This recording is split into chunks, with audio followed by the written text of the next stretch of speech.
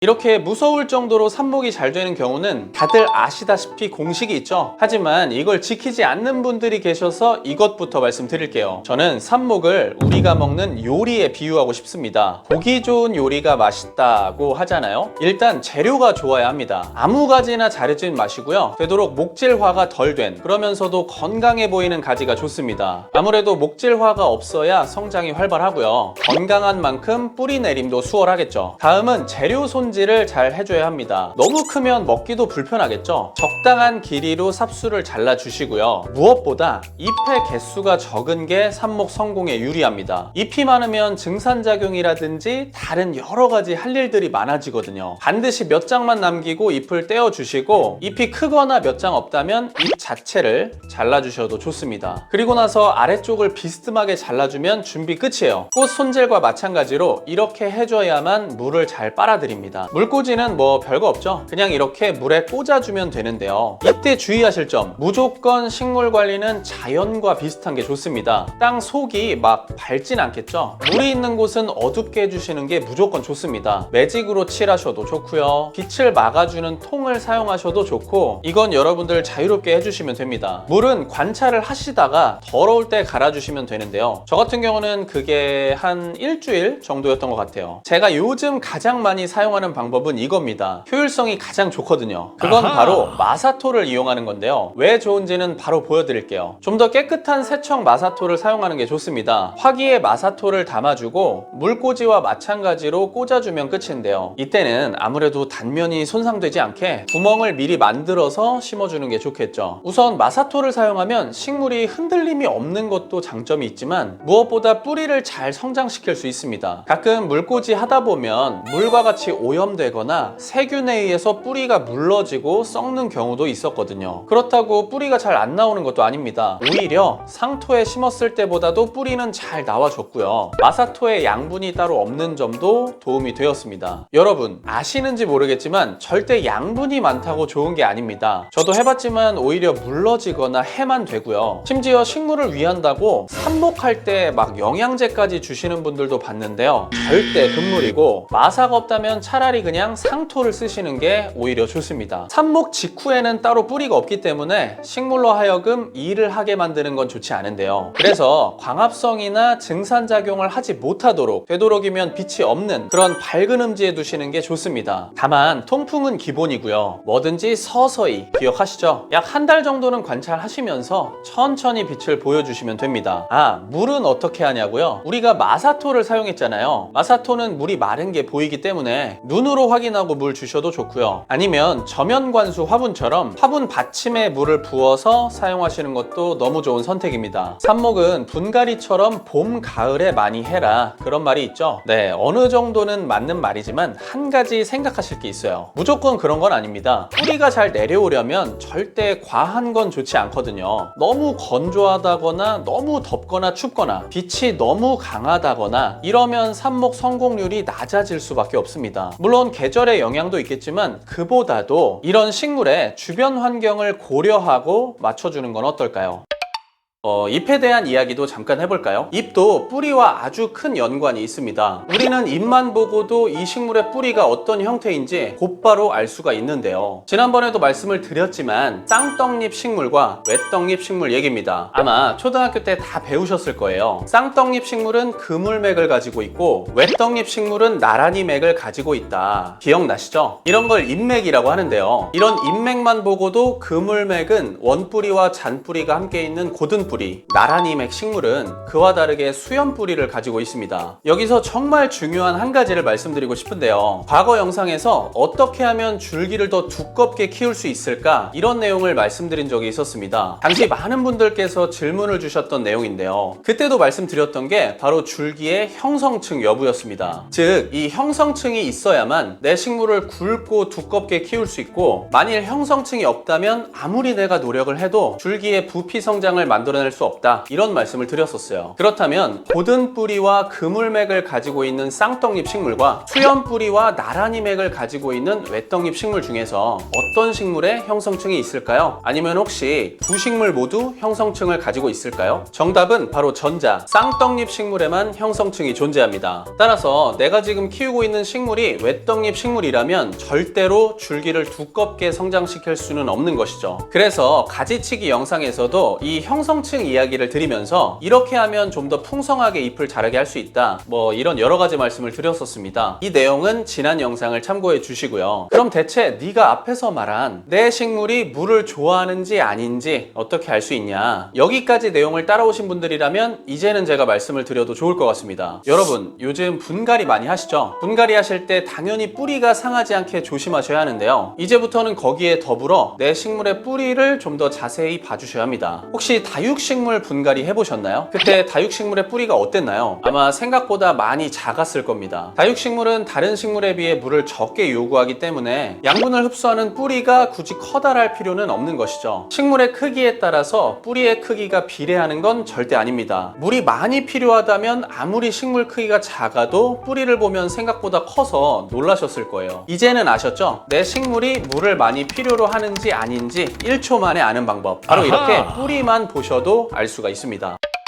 최근에 제 클래스 참여하신 분들은 잘 아실 거예요. 분갈이 할 때 가장 중요한 두 가지는 뭘까요? 네, 맞습니다. 일단 화분에 들어가는 흙이 가장 중요하고요. 그만큼 중요한 게 바로 식물의 뿌리 상태입니다. 그래서 분갈이 하실 때는 식물이 새로운 화분에 적응을 잘 할 수 있도록 어느 정도 도와주는 선에서 뿌리를 정리하는 게 좋고요. 뿌리와 함께 있는 흙도 같이 다듬어 주시는 게 가장 좋습니다. 우리 사람은 식물과 달리 분화가 잘 되어 있죠. 그래서 땅 위에 설 수 있는 다리가 있고 음식을 먹을 수 있는 입이 있으며 숨을 쉴 수 있는 코가 따로 나뉘어져 있습니다. 하지만 식물은 전혀 그렇지가 않죠. 방금 말씀드린 이런 것들을 식물은 뿌리 하나만으로 모두 다 해냅니다. 그래서 뿌리 때문에 식물이 잘 서 있기도 하고요. 또 양분이나 수분을 흡수하기도 하면서 뿌리로 숨을 쉬기도 합니다. 이 중에서도 뿌리가 숨을 쉬는 것, 호흡이 당연히 중요하겠죠. 우리가 1, 2분이라도 숨을 못 쉬면 죽는 것처럼 식물도 호흡을 제대로 못하면 뿌리가 썩게 됩니다. 수경 재배하시는 분들은 공기 펌프로 공기를 주입하기도 하는데요. 대체 왜 이렇게 뿌리의 호흡이 중요하냐? 이로 인해서 과습 피해를 입을 수도 있고 심하면 더 이상 회복이 어려워지기 때문입니다. 쉽게 말해서 우리가 화분에 물을 주게 되면 이제 화분 안에는 흙, 뿌리, 물, 이렇게 세 가지가 있는 건데요. 사실은 이것만 있는 게 아니죠. 바로 공극이라는 어떠한 틈이 존재합니다. 이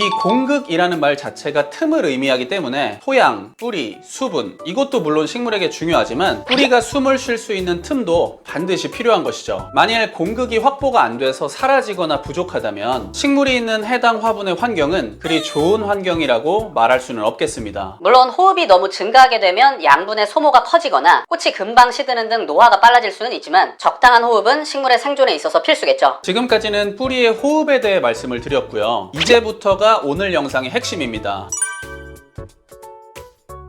분갈이 후 식물에 있어서 가장 중요한 것은 아무리 생각해봐도 뿌리의 적응입니다. 어찌되었든 새로운 화기와 새로운 흙에 노출된 부분은 당연하게도 식물의 뿌리이기 때문에 분갈이를 하셨다면 이제부터는 뿌리의 적응에 초점을 맞추는 게 좋습니다. 뿌리가 새로운 환경에 잘 적응하기 위해서는 무엇보다 뿌리의 성장이 중요한데요. 그래서 저는 분갈이 시에 뿌리 밝은제를 뿌리가 닿는 부분에 뿌려주기도 합니다. 이렇게 분갈이를 마친 화분은 양지에 두는 게 좋을까요? 아니면 음지에 두는 게 좋을까요? 네, 아무래도 음지 또는 반음지에서 당분간은 좀 쉬게 해주는 게 더 좋습니다. 그렇다면 다음 이슈는 이거죠. 과연 분갈이 직후 식물에게 물을 주는 게 좋을까요? 아니면 물을 안 주는 게 좋을까요? 죄송하지만 둘 다 정답은 아닙니다. 일단은 새롭게 갈아준 흙의 상태를 먼저 봐주세요. 흙이 좀 젖어 있는 상태인지 아니면 조금 마른 상태인지 봐주시고, 전자라면 물을 주지 않는 것이, 후자라면 물을 조금만 주는 것이 좋습니다. 왜 많이 주면 안 되냐? 그 이유는 뿌리의 본능과 관련이 깊은데요. 앞에서 말씀드렸다시피 식물은 뿌리로 호흡도 하지만 사람 입처럼 수분을 흡수하기도 합니다. 뿌리 주변에 양분 또는 수분이 부족하게 되면 식물은 본능적으로 뿌리를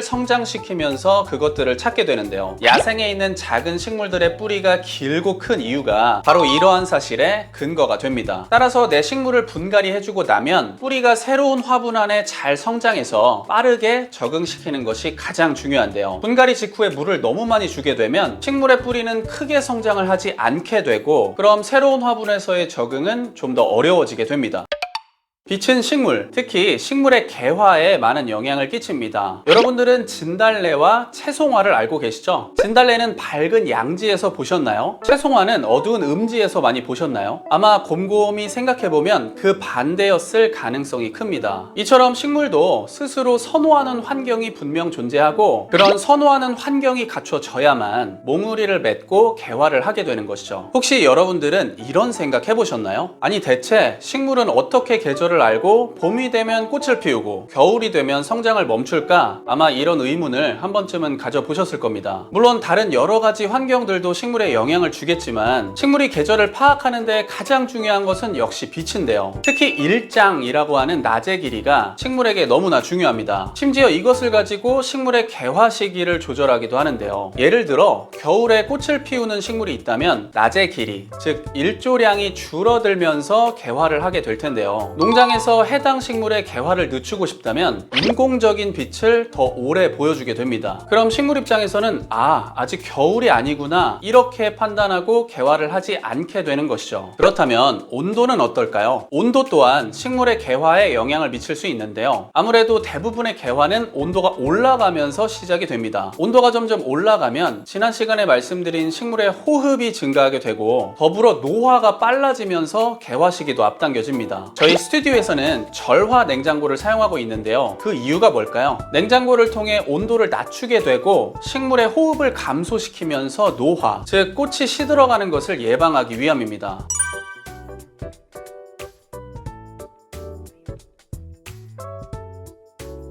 이런 걸 보면 식물이 잘 살아갈 수 있게 적당한 온도가 중요하겠다는 생각이 드시죠? 온도가 너무 낮아도 냉해라든지 이런 저온 피해로 인해서 금방 고사하는 경우도 많이 있지만, 반대로 온도가 너무 높아도 말씀드린 것처럼 호흡이 증가되면서 그에 따라 양분 소모도 빨라지기 때문에 식물의 노화를 앞당긴다는 단점이 존재합니다. 저희가 보통은 예약 주문을 많이 받지만 갑작스럽게 단체 주문을 받기도 하는데요. 이럴 때는 필요한 꽃이 아직 개화하지 않아서 난감한 경우도 많았습니다. 하지만 방금 말씀드린 그 원리를 알고 있었기 때문에 침착하게 대처를 할 수 있었고요. 방법은 아주 간단합니다. 해당 절화의 가지를 온수, 따뜻한 물에 넣어주는 거예요. 그렇게 되면 온도가 올라가게 되고 개화를 좀 더 앞당길 수 있게 되는 것이죠. 지금까지 말씀드린 이런 원리를 어느 정도 습득하셨다면 이제부터 말씀드릴 부분도 아마 쉽게 이해를 하실 텐데요. 결론부터 말씀을 드리면 개화의 핵심 키워드는 바로 저온입니다. 이 단어를 꼭 기억하시면서 지금부터 말씀드릴 개화의 흐름을 잘 따라오셨으면 좋겠어요. 식물은 대체로 여름에 꽃눈이란 걸 형성합니다. 그리고 이제 온도가 점점 내려가면서 성장을 잠시 쉬는 휴면기에 들어가게 되죠. 그렇게 겨울을 지나 봄이 되면서 온도는 어떻게 될까요? 네, 온도가 점차 올라가면서 개화를 하게 되는 이런 사이클을 갖게 됩니다. 그런데 제가 저온이라는 단어가 핵심이라고 말씀드렸잖아요. 이건 제가 과거에도 말씀드린 저온 처리, 춘화 처리와 같고요. 이게 반드시 있어야만 꽃을 피울 수 있습니다. 이처럼 꽃이 피는 다른 식물도 저온 처리를 해줘야 하는데, 그럼 언제 해줘야 하느냐? 겨울과 봄 그 사이에 꼭 필요합니다. 식물 입장에서 휴면기가 지나고 온도가 서서히 올라가기 전에 반드시 저온에서 지내는 시기가 있어야만 온도가 올라갈 때 꽃을 잘 피울 수 있습니다. 그런데 이런 사실을 잘 모르시는 분들은 내가 살고 있는 따뜻한 실내에만 두고 여러 관리를 해주면서 그저 꽃이 피기만을 간절히 바라시는 거죠. 오늘 영상이 이런 분들께 꼭 도움이 되었기를 바랍니다. 지금 여러분들이 키우시는 식물들은 주로 열대 지역 또는 아열대 지역이 원산지입니다. 물론 열대 기후도 따져보면 다양하게 나뉠 수 있지만 주로 덥거나 따뜻하거나 고온다습한 환경을 보여주고 있죠. 여기서 식물의 환경 세팅 첫 번째가 나옵니다. 바로 공중 습도예요. 저도 많은 분들을 만나고 있지만 여쭤보면 의외로 식물 키우시면서 습도 체크를 전혀 안 하십니다. 우리가 살고 있는 집이나 실내는 식물에게 너무 건조하거든요. 반드시 습도를 체크해서 40% 이상 50% 이상은 꼭 만들어줘야 합니다. 제발 온습도계 하나 사서 확인해주세요. 대부분의 식물 문제는 건조에서 생깁니다. 환경 세팅 두 번째는 온도인데요. 단순히 온도 얼마까지 올려라 이런 문제가 아닙니다. 실내에서 생활하는 식물이라고 해서 아무 데나 두면 절대 안 된다는 거예요. 우리 집, 실내 공간에서도 장소에 따라 온도 차이가 분명 존재합니다. 이걸 확인하고 식물을 두셔야 하고, 더 중요한 건 이거죠. 온도라는 게 아침, 낮, 저녁, 새벽 모두 다 다른데 의외로 이 부분을 놓치시는 분들도 많이 계셨습니다. 같은 실내라도 온도 차이가 있고 시간에 따라 온도가 다르다는 사실을 꼭 생각하시기 바랍니다. 마지막 세 번째는 빛입니다. 여러분들이 키우시는 식물들은 주로 열대 우림에서 왔는데요. 그렇다면 햇빛을 많이 보고 자랐을까요? 많이 키우시는 몬스테라 잎이 갈라진 이유가 바로 그 답입니다. 일조량이 많지 않기 때문에 아랫잎에게도 기회를 주는 거죠. 실내 관엽식물들은 빛을 많이 필요로 하지 않습니다. 식물샵에 가서 음지식물만 찾고 햇빛 안 들어온다고 걱정만 하지 마시고요. 제대로 알고 행복한 식물 생활 하셨으면 좋겠습니다. 그리고 제가 적어 놓은 게 있었는데, 여기 있네요. 실내 식물은 최저 10도 이상이면 괜찮다고 하셨는데 저희 집 식물은 냉해를 입은 것 같아서요. 왜 이럴까요? 라고 질문을 주셨는데요. 오늘 영상에서 알려드리면 좋을 것 같아서 적어 놨었습니다. 알고 계신 대로 대부분의 실내 관엽식물들은 최저 온도가 10도 이상이면 큰 문제가 없습니다. 다만 몇 종류의 식물들은 10도 정도면 좀 추울 수도 있고 적어도 15도 이상은 돼야 하는 식물들이 있는데요. 알아두시면 좋을 것 같아요. 가장 많이 키우시는 게 알로카시아. 알로카시아도 종류가 많은데 이런 알로카시아류 식물은 적어도 15도 이상은 되는 환경이 좋습니다. 더불어서 아글라오네마, 아펠란드라, 디펜바키아 이런 식물을 키우신다면 최저 온도를 꼭 체크하시는 게 좋고요. 그럼 바로 오늘 영상의 하이라이트로 넘어가 볼까요? 식물 관리 꿀팁을 드리려고 합니다. 내가 키우는 식물의 잎만 봐도 선호하는 환경을 알 수 있는데요. 헷갈리실 수 있으니까 주로 잎이 좀 얇으면서도 넓은 그런 식물 위주로 말씀을 드릴게요. 먼저 알고 계셔야 할 가장 중요한 점은 잎 크기와 수분의 양은 어느 정도 비례한다는 사실입니다. 그렇다면 잎이 넓고 큰 식물들은 어떨까요? 네, 당연히 물을 좋아하겠죠. 주변 환경이 다습한 환경이어야만 잘 살아갑니다. 내 식물의 잎이 넓거나 크다면 가습기를 통해서 습도를 올려주시거나 자주 분무를 해서 공중 습도를 체크해 주시고요. 당연히 흙도 배합이 필요합니다. 잎이 넓은 식물은 물을 좋아하기 때문에 물을 오랫동안 보유할 수 있는 보수성 좋은 흙이 좋겠죠. 바람과 통풍은 기본이고요. 식물의 잎은 주변 온도와도 연관이 깊습니다. 온도가 어느 정도 높은 환경을 선호하는데요. 내가 키우는 식물의 잎이 넓은 편인데 식물 상태가 안 좋다면, 또는 잘 자라지 않고 성장이 더디다면 실내 온도가 너무 낮지는 않은지 이 부분도 꼭 확인해 주세요. 적정 온도가 아니라면 식물은 자라지 않습니다. 최근에 제가 봤던 영상 중에 가장 이상한, 조금은 황당했던 영상이 있었습니다. 저는 아무래도 식물 쪽에 있다 보니까 식물 관련 영상을 자주 보곤 하는데요. 그분께서 여러 가지 말씀을 하셨는데 그 중에서도 분갈이 직후엔 비료를 주면 안 되고 2, 3주 지난 후에 줘야 한다고 딱 말씀을 하시더라고요. 식물을 보여주시면서 말씀을 하시니까 왠지 그럴듯하게 들리긴 했습니다. 그런데 과연 그럴까요? 일단 비료는 크게 두 가지로 나눠볼 수 있습니다. 첫 번째는 제가 나름대로 연구해서 말씀드리는 천연 비료가 있고요. 두 번째는 인위적으로 조작된 화학 비료가 있습니다. 언뜻 들어보면 화학 비료는 안 좋은 것 같지만 전혀 아니죠. 오히려 저를 비롯한 여러분들께서 더 많이 쓰는 게 화학 비료입니다.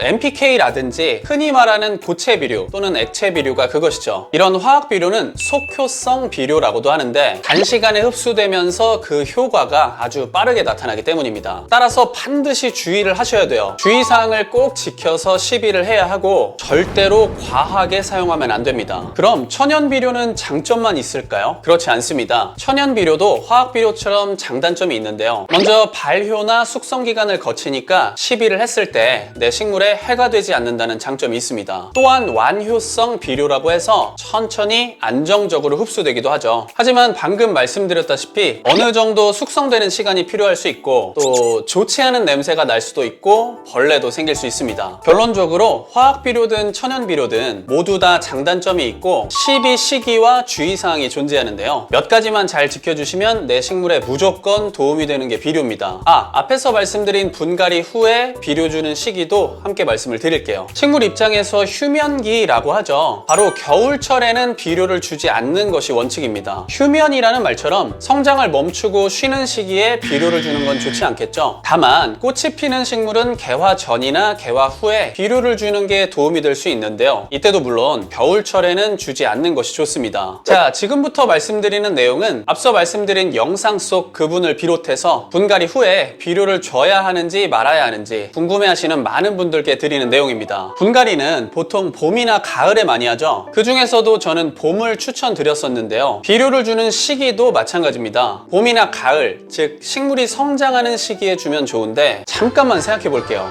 분갈이도 봄, 가을에 하는 게 좋고 비료도 봄, 가을에 주는 게 좋다고 말씀드렸잖아요. 만약에 3월에 분갈이를 했다면 얼마의 기간이 지나야 가을이 될까요? 또는 9월에 분갈이를 했다면 얼마의 기간이 지나야 봄이 될까요? 어느 정도 눈치를 채셨을 겁니다. 분갈이 직후에는 당연히 비료를 주는 게 좋지 않고요. 이건 지난 영상에서도 말씀드렸듯이 직후에 물을 주지 않는 것과 비슷한 원리입니다. 그럼 반음지에 1, 2주 정도 두라고 했으니까 그 후에 준다? 이것도 아니에요. 방금 말씀드린 그런 근거들로 인해서 분갈이 직후도 아니고 2, 3주 후도 아니고 분갈이 한 지 대략 6개월 정도가 지난 후에 시비를 하는 게 가장 좋습니다. 그래야만 집을 옮긴 식물에게 부담이 되지도 않고 식물이 성장하는 시기에 비료를 줄 수 있으니까 일석이조인 셈이죠. 오늘 말씀드린 내용 중에서 이것만 알고 가셔도 저는 성공이라고 생각합니다. 핸드폰이나 종이에 적어 놓으시고 꼭 기억하셨으면 좋겠네요. 비료는 식물 상태가 안 좋다고 주는 게 절대 아니에요. 오늘 말씀드린 12시기와 주의사항이 분명히 있기 때문에 그 점을 반드시 알고 비료를 주셔야겠습니다. 그렇지 않으면 내 손으로 내 식물을 병들게 할 수 있거든요. 나가시기 전에 좋아요 한 번씩만 꾹 눌러주시고요. 이런 정확하고 유익한 식물 정보는 오로지 저희 꼬딩남TV에서만 가져가실 수 있습니다. 지금 바로 구독과 알림 설정까지 꼭 하셔서 앞으로도 행복한 식물 생활 하시길 진심으로 바랍니다. 저는 그럼 다음 영상으로 돌아올게요. 구독은 좋아요.